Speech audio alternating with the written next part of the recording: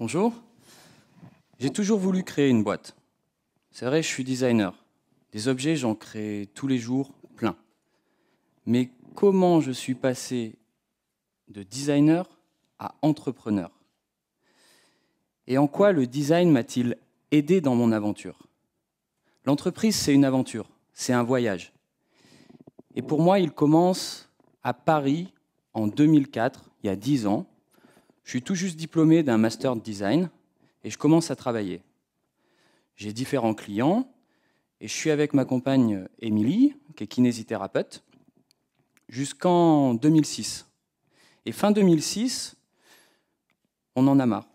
On décide de changer de vie. On a envie de voir quelque chose d'autre. On se dit qu'on ne va pas faire ça toute notre vie. Et là, changement de cap.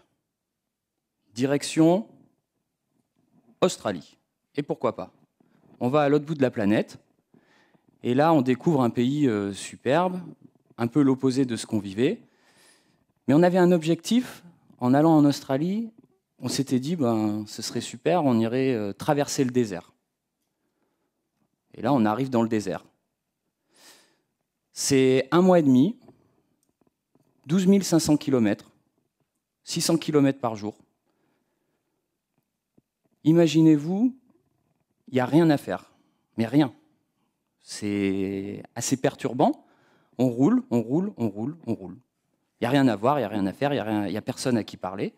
On n'est que tous les deux, on est un couple, on s'entend bien, heureusement. D'ailleurs, ça permet de forger un petit peu son couple, le tester. Et donc, pendant ce voyage, on n'a qu'une chose à faire, c'est réfléchir. Et on réfléchit beaucoup. Beaucoup, beaucoup, beaucoup. Et d'un côté, paradoxalement, on réfléchit beaucoup et on se vide complètement. On oublie tout, on n'a pas d'espace-temps, on n'a pas d'horaire, on n'a pas de contraintes, on n'a rien. Et c'est un sentiment presque initiatique. Pour nous, c'est une expérience qui nous a marqué à vie. J'avoue que je ne le referai peut-être pas. Mais bon, c'est vrai qu'en y repensant, c'était aussi quelques galères, mais le fond, c'est qu'on a appris à se poser, on s'est vidé et on a trouvé ça génial. Puis on finit notre petit tour d'Australie. On s'arrête un peu à Sydney. Et là, on découvre un super concept. On trouve ça génial. C'est des fruits frais mixés, colorés, bref, des smoothies. Alors aujourd'hui, tout le monde connaît les smoothies, mais à l'époque, ça n'existait pas en France. Et là, on se dit, c'est bon, c'est frais, c'est coloré, c'est facile à faire. Allez, on y va, on rentre en France et on monte un bar à smoothie. Et puis c'est parti. Et on rentre en France, direction, là on ne sait pas trop où s'installer, Clermont-Ferrand. Et Clermont-Ferrand, pourquoi? Moi j'y suis né à Clermont-Ferrand. Émilie y est née, mais elle n'y a jamais vécu.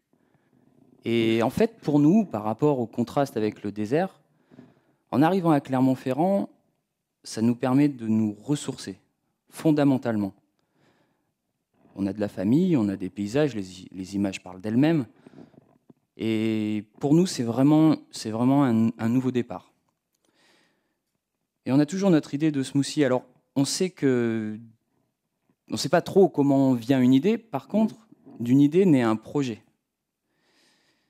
Et nous, d'un smoothie, on en a fait un restaurant bio, avec une alimentation saine et rapide. Enfin, on en a fait. C'était le projet. Et dans ce restaurant, on avait l'idée de changer le packaging. Parce qu'aujourd'hui, un constat simple, c'est que le packaging, on en utilise, on en réutilise et on en consomme. Et on se disait, on va peut-être essayer de faire un petit acte écolo, vu qu'on avait appris aussi dans le désert qu'il ne fallait pas jeter les choses. Alors on est dans notre concept, et puis pour remplacer ce packaging, on découvre le bento. Alors le bento, c'est quoi? C'est une boîte repas traditionnelle japonaise qui est utilisée au Japon depuis des millénaires. Ça sert à transporter son repas. Et on se dit, voilà, c'est super, on n'a qu'à mettre ça dans le concept, ça colle. Allez, on a notre concept, on y va. Puis bon, le projet, la restauration, c'est pas vraiment notre métier, il faut le dire. Alors on avait les smoothies, mais on ne fait pas manger des gens avec les smoothies, ça s'était un peu transformé. Donc du coup, on se dit, bon, qu'est-ce qu'on fait? Et on n'a pas d'argent, on n'est pas dans la restauration, bon, tant pis. On met un peu le projet en stand-by. Par contre, Émilie, qui est kiné, elle, tous les jours, elle utilise le bento. Ben oui, elle en a un besoin fondamental. Elle travaille toute la journée, elle est en voiture, elle voit plein de patients, et elle n'a pas le temps d'aller s'arrêter pour aller manger. Du coup, le bento, c'est idéal. Ça correspond à son besoin. Manger sainement, rapidement, en transportant son repas sans que ce soit un sandwich tous les jours. Super. Et puis elle me dit, mais ça c'est génial, moi ça me va tout à fait. Elle montre ça à ses copines, et ses copines, elles confortent cette idée. Elle lui dit, bon, le bento c'est une super idée, moi j'aimerais bien en avoir. Ah, sauf qu'on n'en trouve pas. Alors là, Émilie, elle se dit, bah, on n'a qu'à aller en chercher et en vendre aux gens. Et je fais, bah ouais, c'est une bonne idée ça. Allez, c'est parti. En mars 2009, on crée la société qui va donc importer et distribuer des bento. Et c'est là que c'est important de comprendre que la création, c'est tout le temps, c'est une perpétuelle évolution. Il faut savoir saisir les opportunités. Finalement, innover, c'est toujours le fruit d'un besoin ou d'un hasard. Et pour moi, le besoin, il était simple. Il fallait réinventer la boîte bento. Bah oui, parce qu'il existait des tas de bento sur le marché, japonais. Mais je suis designer et j'avais vraiment envie de faire mon produit avec mes valeurs, qui sont devenues notre valeur. Et là, on peut voir que d'un smoothie, on est passé à un restaurant, à un bento, et puis à un site e-commerce, parce qu'on voulait les distribuer.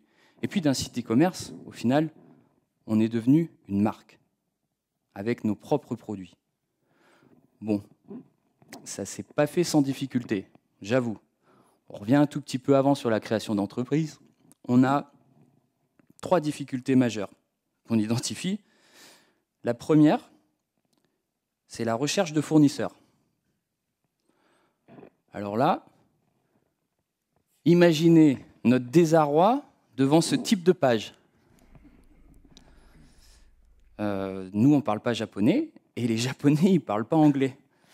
Donc c'est compliqué d'arriver à communiquer. Mais bon, tant bien que mal, Émilie, à force de courage et de ténacité, je peux vraiment dire ça, elle réussit à rentrer en contact et à se constituer un petit pool de fournisseurs. Et on se dit, bah super, on a nos fournisseurs. La deuxième difficulté qu'on a identifiée, c'est la logistique. Il y a beaucoup d'entrepreneurs qui disent, on a commencé dans notre garage. Mais encore faut-il avoir un garage? Nous, on n'avait qu'un studio, alors on empilait un peu les cartons dans notre studio. Mais bon. Et puis la troisième difficulté, eh ben, c'est les banques.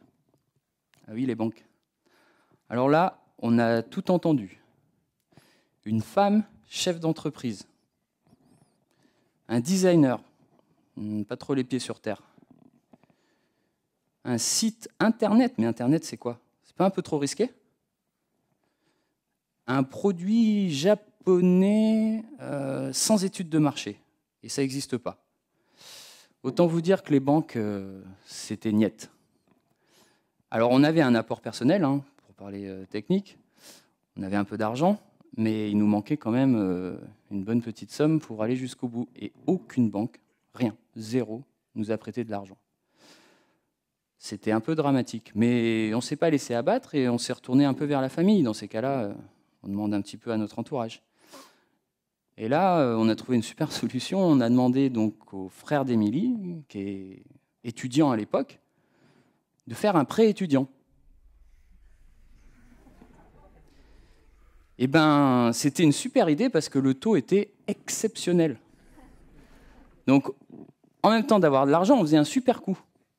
Bon, il faut avoir un frère étudiant qui accepte de nous prêter de l'argent. Mais j'avoue. Mais bon, c'était super sympa déjà. Et ça nous a permis de vraiment nous lancer. Mais d'un côté, on n'en veut à personne parce que grâce à ça, grâce à ces gens, on a eu la motivation. C'est important parce qu'on considère tout le temps qu'on est créatif, qu'on n'est jamais créatif sans contrainte. Et la contrainte nous permet de chercher des idées, d'y aller, d'être motivé. Ça, c'est ce qu'on a retenu. Donc on n'en veut à personne. Et puis, bon, on lance notre affaire, bien sûr. Et là, quelle stratégie on met en place? Nos stratégies, elle était simple. On n'avait pas non plus beaucoup d'argent. Et on décide de tout investir dans les relations presse. C'est un pari. Et là, ça marche. Les relations presse, elles en parlent. Parce qu'elles adorent le produit. Elles surfent sur le phénomène bento, sur un besoin de société. Et d'un mot qui était inconnu il y a 5 ans, il se retrouve aujourd'hui dans le dictionnaire. Pari réussi. Puis notre cible, à l'époque, on l'avait identifiée un peu comme une femme, 35 ans, parisienne, qui aime bien les nouveautés. Et puis en fait, on se retrouve à vendre à tout le monde, dans toute la France. Ça, c'est l'avantage d'Internet, c'est qu'on a un peu tous les feedbacks. Donc voilà, on se retrouve à vendre à tout le monde, le produit plaît, la marque plaît, ça correspond à un vrai besoin. Et on se dit, c'est super. Et là, le succès dépasse un peu toute notre imagination, à tel point que les Japonais achètent nos produits. Ça va même devenir notre premier marché. Qui l'aurait cru? Qui l'aurait imaginé au départ? Je repense au banquier au départ qui me parlait de Clermont-Ferrand. J'ai tout le temps cette image en tête. Mais bon, donc on est super content. Tout ça pour vous dire une chose aujourd'hui, c'est que on peut partir de rien, avoir beaucoup d'envie. Émilie et moi, designers, kinés et designers, nous avons réussi à créer notre entreprise et séduire les consommateurs du monde entier. Aujourd'hui, c'est 20 personnes à Clermont-Ferrand, 4 filiales et une exportation dans plus de 40 pays. Alors, si j'ai envie de dire, même sans garage, on peut toujours créer sa boîte. Merci.